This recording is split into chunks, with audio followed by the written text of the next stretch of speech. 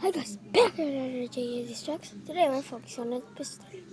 This is made of the sniper rifle. I took up a part because I have no more parts. I have to make a sacrifice for this video. So I took a part of this. So today I'm focusing on this. I changed some things. So I changed some things for this.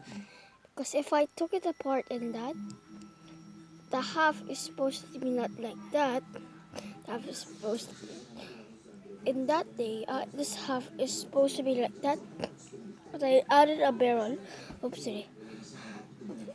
Oh, back. Today, okay. I put, and this is a rubber band. So I just used it, but this is used tape because the rubber band just keep going on the way on my hand. And this is the scope. This is another scope, but it broke.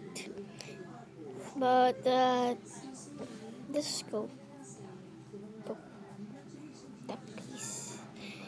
When I put it to pieces and it broke to pieces, two pieces. So here's the barrel that is look like. You can shoot at me with this rubber band. Go like that. So in my next video, I'm gonna focus on a much better version that is not like this.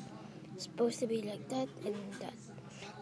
That is will be in the next video. I don't know how to build it, but I still have to get some parts for my Lego.